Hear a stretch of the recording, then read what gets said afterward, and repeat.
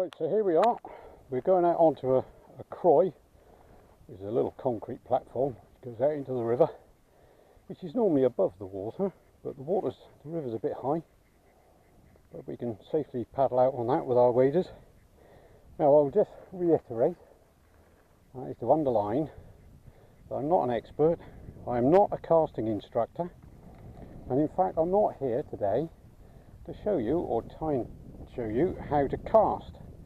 What we're talking about today is the line, and I'm going to try and demonstrate what the different parts of the line do when you're fishing. So bear with me while I wade out into this water. Oh, and in case you're wondering, because we're actually chucking a fly into a river which potentially does have salmon in it, we have made a point of bringing our landing net, because that could be really embarrassing, couldn't it? Right. So I'm going to wade out here. I wouldn't normally do this if I was fishing this area for salmon, because there could be salmon just there, right in front of me, and I would have frightened them now, wouldn't I? So anyway, enough of that. Okay, so we start off with the fly, which I still have not taken the barbs off.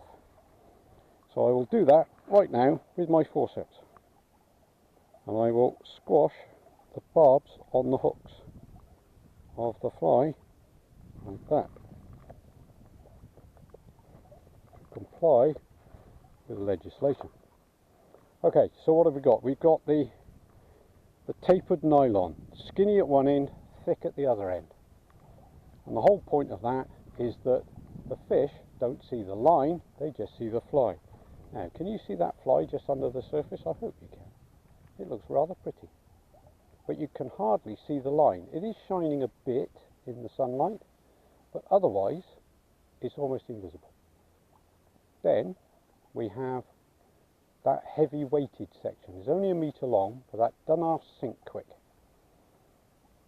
Then we have, do you remember what we have next? We have the intermediate line, which hangs just under the surface and will be pulled down by the heavier line on the point, but will just keep us below the surface but not dragging on the bottom. We do not want the line dragging on the bottom. And after that we have the floating section.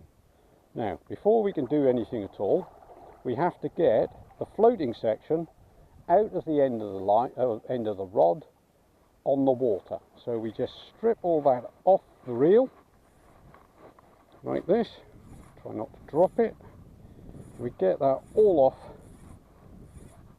until we get to there.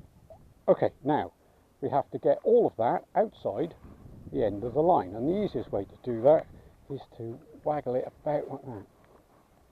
Hang on, helps if it's not dragging in the water at our feet. And we get that.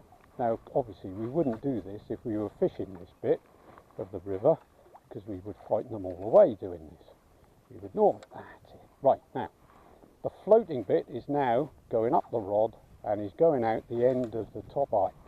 Now we have to keep doing that until this orange bit is at the top of the rod. Keep pulling it off, and there we are, it's almost there. Now can you see the orange bit is now just sticking out the end. So we've got all the floaty bit on the water, which is what we need, and it's that floating bit that gives us the weight to flick the fly out into the river like that. See? Now you can just imagine that between us and that fly now there could be 10 salmon just here in front of us. So this is not how we would actually fish. But as I said, I'm showing you what the line does. Now, if I pull that in a bit, you can see where the floating bit is floating on the surface,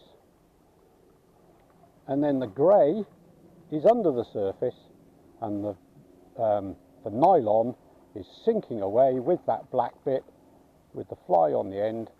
And I'll just pull that in and make sure it hasn't tied itself in a big knot.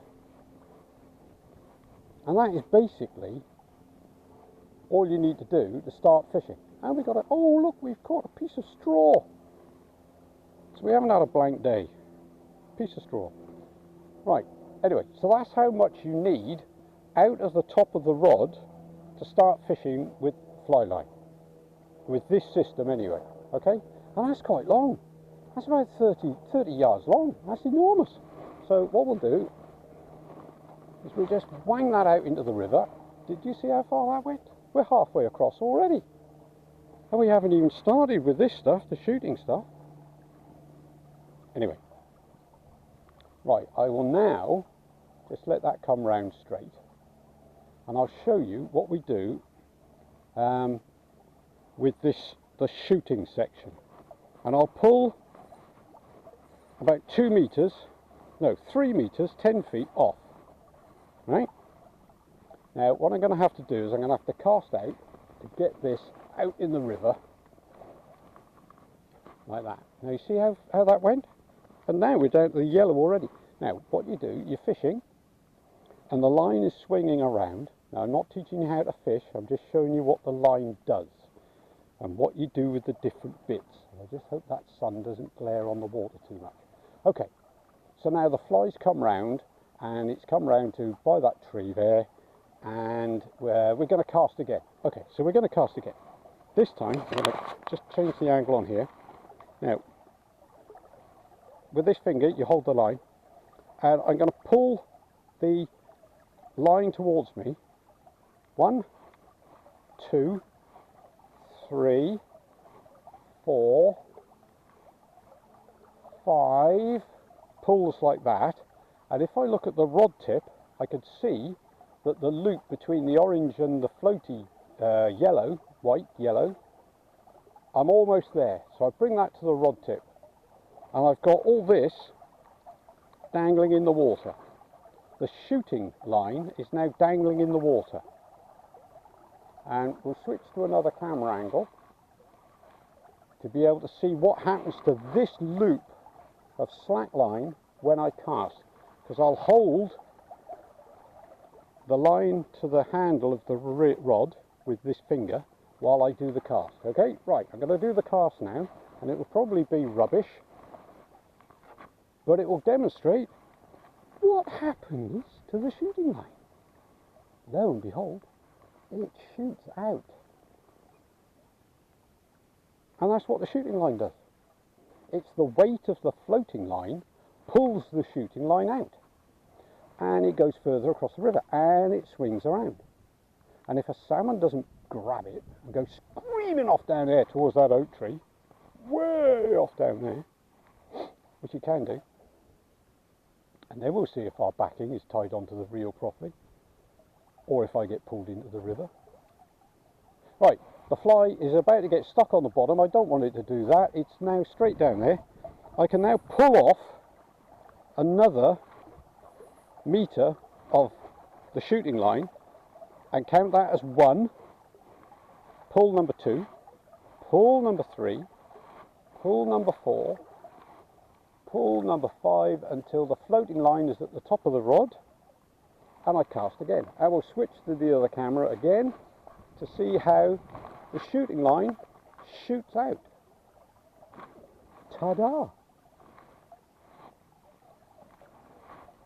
And that's it, pretty much. Oh, there is one other thing. When you've got masses of your shooting line out because you're casting way over the other side of the river, which is pretty pointless to be honest, but you know, if you feel the need, and then instead of just pulling it all and having it all lying in the water in front of you, you pull 1, pull 2, pull 3, pull 4, hold that between a couple of fingers, and then I hold it between my finger and thumb, and then using these fingers, pull 1, pull 2, oh, don't get that loop, hang on, pull 2, pull 3, pull 4, and hold that between my fingers. And now I'm caught on the tree. Great, going to lose that fly now. And I end up with 2 loops of slack line in front of me. And I keep doing that until the floating line is at the top of the rod again. I've now got 2 loops of slack line which are pretty much the same sort of length, held between my finger and thumb. I then put the line that's going to the fly under the reel, grip the bottom butt of the rod and trap those pieces of line there. Do you see that? Then I do my cast, which I can't do because I'm snagged in the tree. So I will just unsnag myself or lose the fly and show you that again, having wound in all the shooting line. Now, you wouldn't normally get snagged on a tree like that because you wouldn't let it stay out there that long. Right, you can either fast forward to the next bit, or you can stay with me and put up with the pain of having to pull this in by hand and check the fly is still there and hasn't got anything stuck on the end of it. There we are. So it's either thanks for staying with me or welcome back. Okay, we've now got just the floaty bit sticking out the top of the rod. So let's get that fly away from us like that. And now we're going to pull off a whole mass of shooting line. And we're going to go 1, 2, 3, 4, and now we're up to the floaty bit, so that's not enough. So we cast that away. Oh, see, this is what happens when you cast too hard, when you haven't got enough. Like, anyway, let's get a load more of that off. There we are. Now, loads of shooting line out. Oh, kingfisher, nice. 1, 2, 3, 4. Hold between your finger and thumb. 1, 2, 3, 4. Hold between your finger and thumb as well. 1, 2, and we're up to the floaty bit. Hold that between your finger and thumb, bring it down under the reel, hold on the butt, up. Now if we switch to the other camera, you can see where I've got loops of line now. Yes, yes, yes, good, good, good. Loops of line, not trailing off down the river, but just hanging there, and it's held against the rod butt with my finger. I now do my cast.